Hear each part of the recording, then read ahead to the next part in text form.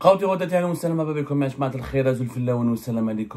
que vous allez bien, j'espère que vous vous portez bien. Il y a une polémique en Algérie totalement stérile et inutile, qui est politisée. Vous savez, dans les pays sous-développés, et notamment avec les régimes dictatoriaux, ils ont le talent de transformer des polémiques stériles en une problématique nationale.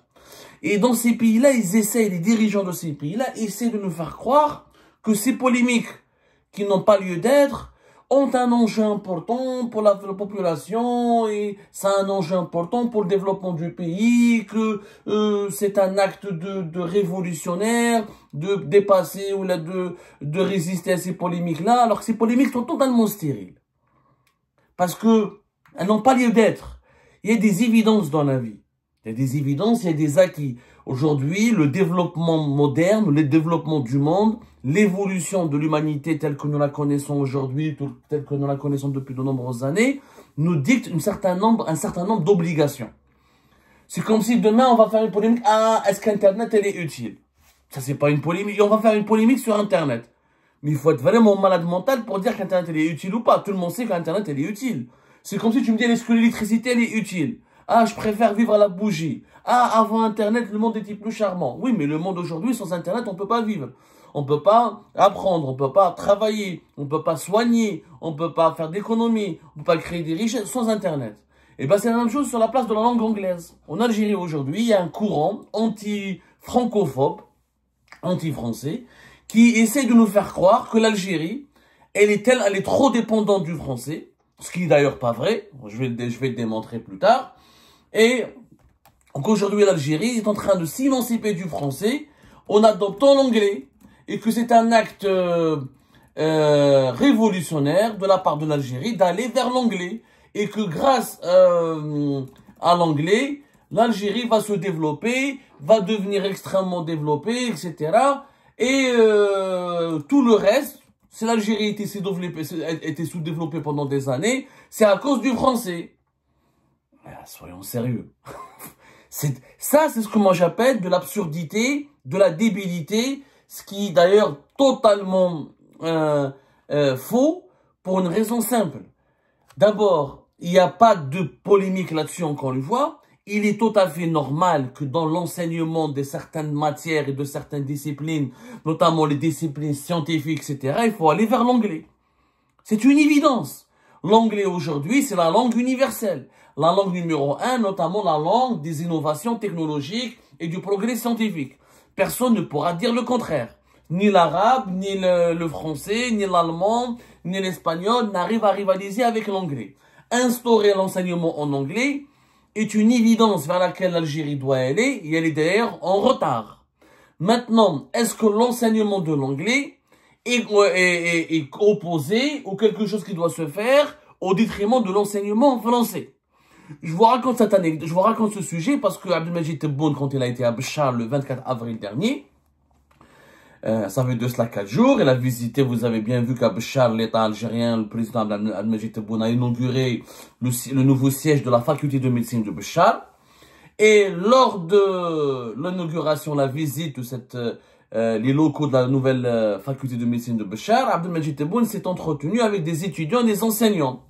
Il leur a dit, est-ce que vous êtes d'accord? Est-ce que vous trouvez que la mesure d'aller, l'enseignement, de passer, enseigner la médecine en anglais, est-ce que pour vous, c'est une bonne mesure? Est-ce que vous êtes d'accord avec cette décision du gouvernement algérien? Est-ce que vous rencontrez des difficultés sur le terrain? C'est une très bonne question que Tebboune a posée. C'était un sujet hyper intéressant. Mais la réponse de l'interlocuteur de Tebboune, elle est plus intéressante que la question elle-même. Pourquoi? Parce qu'il y a un enseignant qui a parlé, qui a rencontré, avec lequel a travaillé, un enseignant avec lequel a échangé, qui était là en place lors de l'inauguration, lors de la visite d'Abdelmajid Tebboune. Il a échangé avec le président Tebboune. Il lui a dit, oui, monsieur le président, c'est pas nouveau, puisque la langue anglaise, la langue de Shakespeare, elle est introduite dans les ouvrages de médecine depuis 2022. Ça fait déjà 3 ans que les étudiants en médecine en Algérie étudient et travaillent avec des ouvrages en médecine. Depuis 2022, tous les ouvrages pratiquement que nous utilisons sont en anglais. Il n'y a pas d'autre solution que le passage en anglais si nous voulons être au diapason des nouvelles technologies. Tebboune se réjouit. Ah, c'est une décision judicieuse. Il a dit parce qu'il y a des il a dit Tebboune ensuite parce qu'il y a des étudiants qui se plaignent, ils ont du mal à s'adapter du passage du français à l'anglais. L'enseignant a dit mais on n'a pas le choix, il y a des méthodes et des feuilles de route pour assurer réussir cette transformation. Alors, cet échange intéressant en soi a été repris par les médias algériens en pleine guerre diplomatique et politique avec la France, pour nous essayer de faire croire à la population algérienne que l'Algérie, elle veut s'émanciper du français, qu'elle veut donner un coup fatal à l'influence française en Algérie, et qu'elle veut affaiblir la France en passant à l'anglais. Ce sont deux sujets qui n'ont absolument aucun lien. Il faut savoir que même dans les pays les plus francophones, même en France, qui est le pays de la langue française, dans les universités françaises, il y a des matières scientifiques, à un moment donné ou à un certain niveau, on enseigne, on apprend en anglais. Le passage à l'anglais ne signifie pas que le français va reculer ou qu'il va être enterré. Ce sont deux choses complètement différentes. La décision des autorités algériennes de passer à l'enseignement de l'anglais, elle est déjà tardive. Elle aurait dû intervenir bien avant 2022, puisqu'effectivement, les mutations scientifiques mondiales, notamment dans certaines matières comme tout ce qui est informatique, tout ce qui est nouvelles technologies de communication, tout ce qui est robotique et tout ce qui est les filières techniques, les ingénieurs en filières techniques, etc. Et aujourd'hui, la biologie, la médecine, la chimie, l'anglais domine. Déjà, nous sommes en retard. Mais l'Algérie, pourquoi elle a mis autant de temps? C'est pas parce qu'elle est dépendante de la France. L'Algérie n'a jamais été dépendante de la France. Il faut savoir que l'Algérie est l'un des plus importants pays francophones qui n'est pas membre de l'Organisation internationale de la francophonie. Nous ne sommes pas membres de l'Organisation internationale de la francophonie. Il y a eu des rapports, il y a eu du partenariat, mais l'Algérie n'a jamais été membre. Et le français en Algérie n'est pas une langue officielle. C'est une langue d'usage. Les langues officielles en Algérie, c'est l'arabe et le tamazight. C'est une langue d'administration, c'est juste une langue d'usage. Elle n'a pas un statut politique particulier. Le nombre des francophones en Algérie, il est estimé à 14 millions de personnes. C'est pas nombreux par rapport aux 47 millions d'habitants en Algérie. La langue française, elle existe en Algérie. Pourquoi? Parce qu'il y a des liens humains, des liens économiques et des liens historiques avec la France, pas plus. Mais ce n'est pas la langue française qui explique pourquoi l'Algérie est sous-développée, ou pourquoi l'Algérie n'arrive pas à se développer. C'est complètement faux. Une langue, quelle que soit la langue, même l'arabe, est-ce que c'est à cause de l'arabe que le monde arabe est sous-développé? Ça n'a rien dire. Aux Émirats arabes unis, au Qatar, en Arabie saoudite, ils ont un rythme de vie, une richesse, ils créent des richesses, ils évoluent, ils transforment leur pays. Et les Émirats du Golfe se sont modernisés. Ils sont passés à l'anglais, ils adoptent l'anglais dans l'usage, etc. Mais mais ils sont restés arabes. Ils parlent la langue arabe. Ils ont même leur dialecte arabe.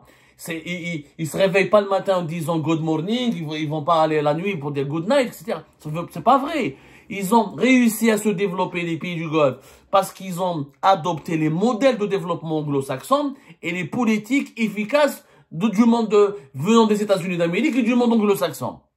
Mais c'est pas la langue qui dit, il y a des pays anglophones qui sont extrêmement pauvres. La Sierra Leone, c'est un pays anglophone, mais il est pauvre. Le Libéria, c'est un pays anglophone, mais il est pauvre. La Zambie, c'est un pays anglophone, mais il est pauvre. Il y a des pays francophones en Afrique qui sont plus évolués que des pays anglophones. La Côte d'Ivoire, c'est l'un des pays qui a la meilleure croissance économique au monde, entre 8 et 10%. Et pourtant, c'est un pays francophone. Le Bénin, c'est un pays francophone, mais il est beaucoup plus évolué que certains pays anglophones, etc. Ce n'est pas la langue. Ça, c'est un débat. On essaie de politiser les questions de la langue en Algérie pour des raisons idéologiques et j'aurais à revenir. Parce qu'en Algérie, il y a un courant islamiste, il y a un courant conservateur, profondément francophobe, qui veut absolument éliminer la langue française en Algérie, prétextant que le français serait à l'origine du sous-développement du pays. Pourquoi? Parce que les Français les dérangent, parce que c'est la langue des élites francophones qui sont anti-islamistes, qui n'ont jamais accepté l'islamisme dans le pays, qui sont éradicateurs par rapport à l'islamisme des années 90 qui voulait s'installer au pays, qui ont l'esprit critique, qui n'acceptent pas la domination de la charia dans son interprétation, on va dire, archaïque et fanatique, qui ont l'esprit critique, qui sont berbères, parce que c'est ça les islamistes, ils assimilent tous les berbères aux francophones. Ils savent pas que certains berbères ne maîtrisent pas le français. Pour eux, quand on est francophone, on est forcément kabyle, on est forcément berbère. Donc, on est contre l'arabité absolue qu'on veut imposer à la société algérienne. On est contre les mœurs trop islamisantes. Les berbères, ils ont leurs propres mœurs, leurs propres organisations sociales. En réalité, en s'attaquant aux Français, le courant islamiste algérien veut éliminer la diversité de la société algérienne, et la berbérité de la société algérienne, l'ancestralité, parce que la société algérienne existe bien avant les Arabes et l'islam. Et le français, il permet aux berbères, aux autres minorités qui ne sont pas arabes, aux composantes, pas des minorités, parce que les berbères ne sont pas une minorité en Algérie, c'est la majorité, contre les Kabyles, les Touaregs, les Chaouia, les Chaouis, les Zinnettes, les gens de Timimoun, etc. Les berbères sont une majorité en Algérie. Le français les dérange parce que c'est l'ouverture du monde berbère, c'est la démonstration que l'Algérie n'est pas arabe ou uniquement arabe et musulmane. Il y a des chrétiens en Algérie, il y a des protestants, il y a des catholiques. Les chrétiens étaient en Algérie bien avant l'islam. Donc c'est pour ça qu'ils s'attaquent. Ils veulent réécrire. Et puis, la guerre de libération nationale, la majorité qui est des leaders de la guerre de libération nationale n'étaient pas des religieux, ils étaient des gens de gauche ou d'excellents francophones. Ils n'étaient pas arabophones. Abban Ramdan, Khayder,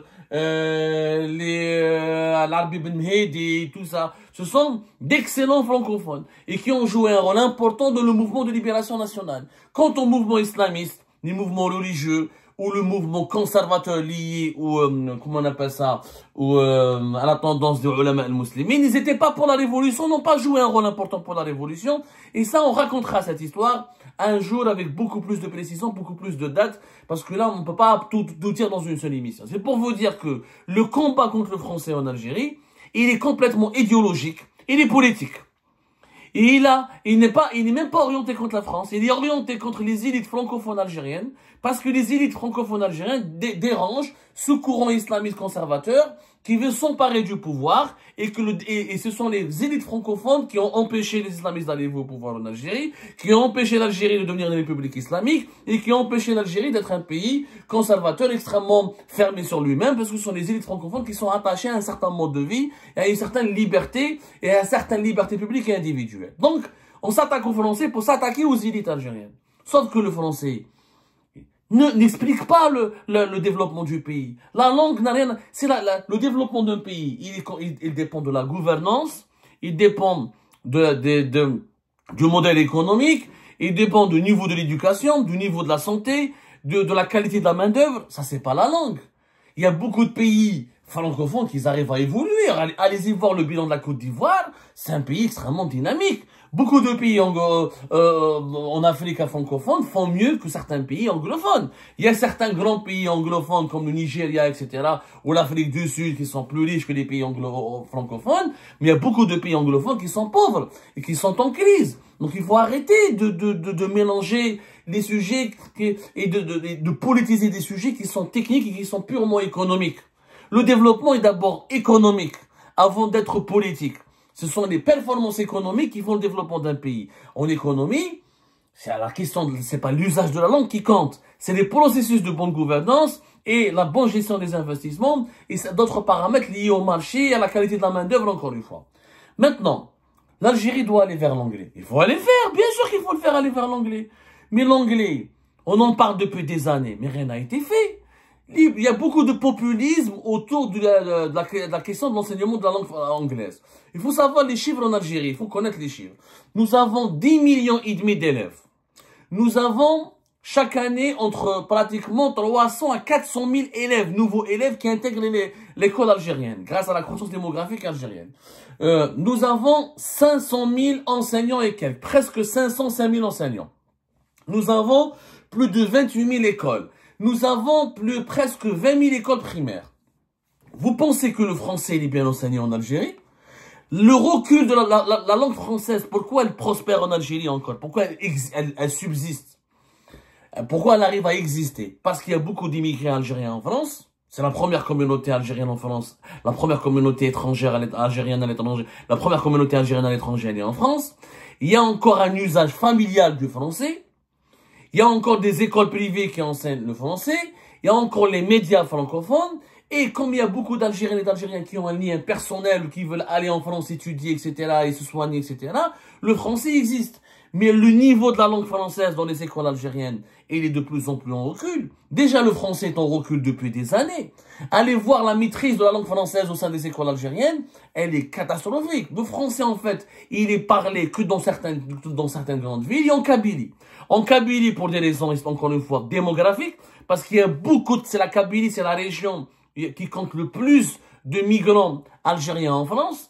Enfin, on peut dire, si malheureusement il n'y a pas de statistiques ethniques, mais on peut un constat empirique, plus de 50 à 60% des immigrés algériens en France sont d'origine kabyle. Donc il y a des liens, c'est à cause de l'immigration.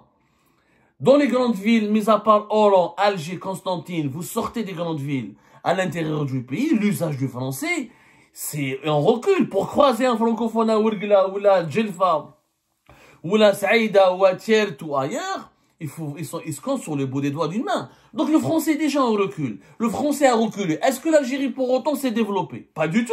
On a toujours une économie rentière, on est toujours dépendant du pétrole et du gaz, on produit pratiquement pas rien, il y a toujours des pénuries, on produit toujours pas nos propres voitures, ça ne veut rien dire. L'industrie au Maroc, elle est plus développée qu'en Algérie, pourtant les Algériens sont plus francophones que les Marocains. Et les Marocains sont aussi moins francophones que les Algériens. Ça n'a rien à voir avec la langue. C'est une question de gouvernance. Maintenant, pour enseigner l'anglais en Algérie, je suis d'accord, mais vous savez, ça demande combien d'investissements pour enseigner l'anglais, pour le généraliser? Parce que le problème de l'université algérienne, c'est quoi? C'est que tout se fait en arabe, pas en français. Jusqu'au bac, tout est enseigné en arabe. Les matières scientifiques en Algérie ne sont pas enseignées en français, ils sont enseignés en arabe. Donc s'il faut enseigner l'anglais, il faut l'enseigner depuis le lycée. Mais pourquoi les étudiants en Algérie rencontrent beaucoup de difficultés et le taux de réussite dans les filières scientifiques et techniques est plus faible?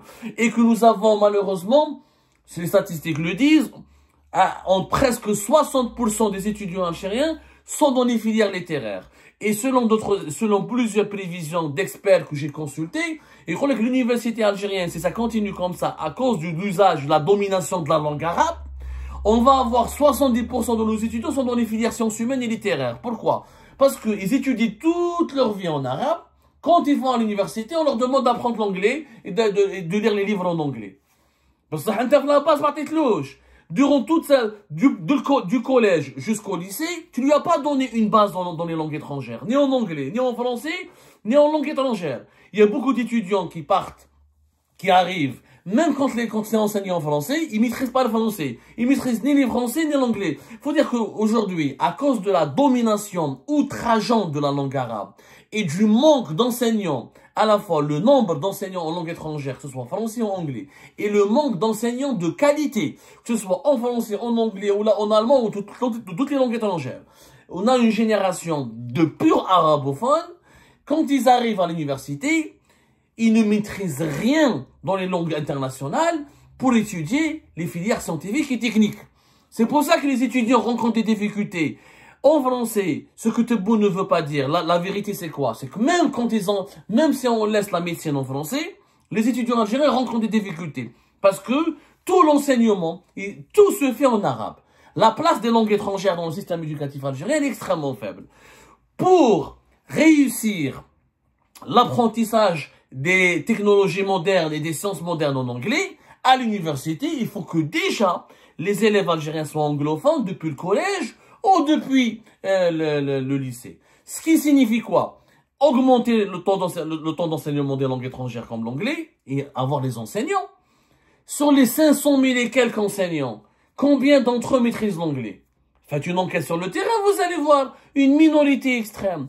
L'Algérie, selon certaines études, a besoin de 60 000 enseignants anglophones en anglais dans les plus brefs délais. Il faut qu'on ait au moins 60 000 pour pouvoir couvrir presque 30 000 établissements scolaires, dont presque 20 000 écoles primaires, et presque 6 000 collèges et presque 2 500 lycées. Minimum 60 000, et ça ne suffira pas. En réalité, pour réussir le développement de l'anglais dans le système éducatif algérien, il faut 100 000 enseignants en anglais. Comment peut-on former en 100 000 alors que le corps de l'enseignement, le nombre des enseignants, le corps de l'enseignant, des enseignants, il évolue très timidement en Algérie. Entre 2021 et 2022, on est passé, le nombre des enseignants a augmenté uniquement de 18 651. Pour réussir l'enseignement de l'anglais, il faut que recruter entre 50 000 et 70 000 nouveaux enseignants en anglais dès maintenant. Il faut les former ou il faut ramener des enseignants depuis l'étranger. Il y a eu l'idée, à l'époque de Bouteflika, on a eu l'idée de ramener des Pakistanais, des Indiens, etc. pour enseigner l'anglais. Il n'y a jamais eu de volonté politique. Pourquoi? C'est pas à cause du français, c'est à cause de l'arabe. Parce que les dirigeants algériens, ils sont sous pression par le mouvement, par les associations ulama al-muslimin, les zawaya, les courants religieux, les courants conservateurs, le courant islamiste, parce qu'ils ont peur pour la place de la langue arabe. L'Algérie, c'est la domination de la langue arabe qui empêche. Elle est trop dominante. Est-ce que ça a du sens d'enseigner les maths en arabe aujourd'hui? Est-ce que ça a du sens? Au lycée, je parle. Au lycée. Avoir un bac, est-ce que ça a du sens d'imposer l'éducation islamique au bac? C'est ça, là. C'est pas le français. Donc, il y a un mensonge. Comme il y a une crise diplomatique et politique avec la France, on veut nous faire croire que la priorité de l'Algérie, c'est d'éliminer le français. C'est pas une priorité. Le français ne disparaîtra jamais en Algérie. Pourquoi? Parce que tant qu'il y a des Algériens qui vivent tant qu'il y a 5 millions d'Algériens qui vivent en France, le français ne disparaîtra pas.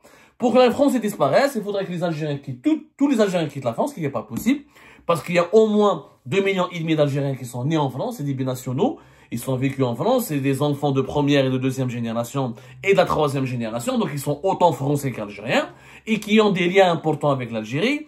Il y a 4 millions de personnes, plus de 4 millions de personnes qui font des va-et-vient chaque année entre l'Algérie et la France, juste par les avions. Si on compte avec le transport maritime, il y a 5 millions de personnes qui font des échanges. Donc le français gardera sa dynamique. Et il ne va pas disparaître. Les islamistes, ils doivent faire leur deuil. Le français ne va jamais disparaître. C'est comme ça, on est lié par l'histoire. Et c'est pas grave. Je vois pas où il mal si on parle français. Et ça ne dérange, ça n'empêche pas d'apprendre l'anglais. Ça n'empêche pas d'aller vers le monde anglo-saxon, pas du tout. Mais pour aller vers le monde anglo-saxon, il faut réduire l'enseignement de la langue arabe.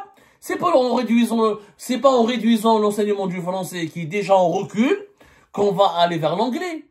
C'est la domination de la langue arabe et il faut des investissements importants.